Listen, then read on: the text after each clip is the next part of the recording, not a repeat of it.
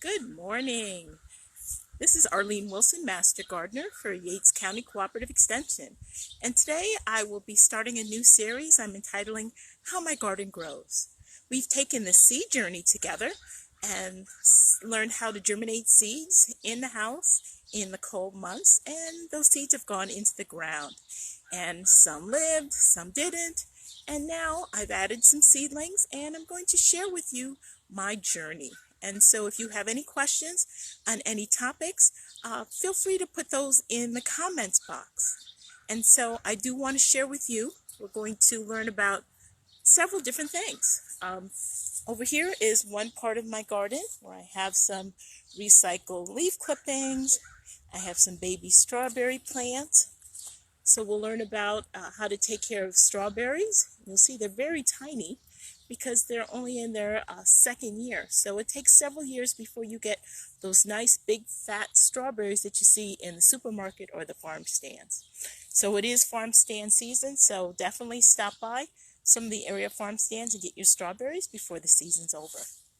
I've also planted some raspberry bushes, and so we will follow those and see how they do, and I'll give you some tips about fertilizing and watering of those as well. And then we'll also learn and see how my garden, my vegetable garden, is doing as well. So I figured, being a working person, I'm going to have a vegetable garden that's an annual, which is things that you plant each year and they don't come back. And then I'm going to have a perennial garden. And perennials are things that come back every year. So the area over there is going to be my perennials with strawberries, raspberries, and there's also rhubarb. I've done one harvesting of rhubarb. So again, if you have questions about rhubarb and how to grow and maintain rhubarb, put those in the chat. If you have questions about raspberries, put those in the chat. And then over here, behind my roses, behind my house, are my annuals. So we're going to go in here and just do a little visit of what we have here. So far, we have parsley. And parsley is a wonderful green. If you're trying to get more greens, more nutrients, fiber, that wonderful gift that keeps us moving, literally and figuratively, parsley is a good option. And I can share some recipes for parsley. A particular favorite is tabbouleh salad. I also have this interesting varietal of cucumbers. And so we'll talk about cucumbers and how to maximize their growth. I'm going to have some trail up. I also have beans here, green peas, and I'm trailing them up some stakes. And stakes can be any stick or anything that you buy from a home and garden store that something can crawl up. I have one tomato plant here, and it has some blossoms. And we'll learn more about tomatoes and how to care for those. I have 3 watermelon plants that I'm going to let run along my rose bed and in between my rose bed. And I will share the strategy and the logic behind that as we go. I've also thrown in a couple of beans and okra to sow. Hopefully they'll come up and we'll see those. You can see we also have some more squash, and we have an acorn squash and we have a butternut squash. I have some basil as well that's in the ground, it's coming along. And over here we're getting some blossoms on some more squash, and right here is another cucumber. Here is a perennial. This is lemon balm, and this has a bunch of different uses. It can be used as a tea, it can be used as a marinade, and it also has some antibacterial properties. And I will grab a bunch of this and throw it in the washing machine to get the odors out of clothes. If you have teenagers, especially teenage boys or men, you know, there's washing the clothes and then there's having the clothes smell clean. It's 2 levels.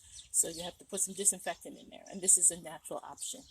This is also another tomato plant, and we'll again talk about those and how to deal with those. And in this corner we have a cherry tomato. And we have some blossoms, which is very exciting because everywhere you get a blossom is where you're going to get a fruit. So there's a lot of strategies about maximizing your tomato production that I've learned from Judd Reed from the Cornell Vegetable Program, and I'll be sharing those as we go along because my tomato production has increased 300% just listening to Judd. So thank you, Judd. Over here are my bean plants. So I got a little bean forest, and this will be a little bean bush. And so as we go, again, learning more about beans and how to produce and to harvest. I got some weeds in here. This is a black swallowwort, the bane of my existence. That requires just always pulling, always pulling, because it looks at Roundup and laughs. So it's always pulling. I'm always pulling, trying to get that under control. This is eggplant, and it looks like it's coming along. It's got one yellow leaf that might indicate some disease or lack of moisture. And then we have some more squash over here. And I'm going to utilize this tomato cage to help them run up the cage, maximize space. Some more beans here that, again, I'm trying to train to run up a stick. And then we have 2 pepper plants. So that's my little garden, my little vegetable garden behind my house. And I'm going to show you how my garden grows. I always like that nursery rhyme. Mary, Mary, quite contrary, how does your garden grow? With silver bells and cockle shells and 3 maids all in a row. I have no maids in a row. No silver bells or cockle shells because I don't live by the sea. But I do like how my garden grows. It gives me a lot of pleasure, and it is a great way to get some exercise and reduce stress. And I would say right now, of all the things that we're going through, stress is a major issue with this pandemic. So if you can have a couple of minutes away every day in the garden, watching something growing, it's very affirming, it's very calming, it's kind of like an outdoor meditation. It's a good thing. And then you get to eat your project. So what's better? So again, any questions you have, ideas or topics you want covered, we're going to put in the comments. So the next video will be about watering and the difference between equality and equity. So everything does not need the same watering in the same way. So we have to learn that, and so we'll have more success with our plants when we understand that. All right, so you have a good day. Arlene Wilson, Master Gardener from Cornell Cooperative Extension. Bye-bye.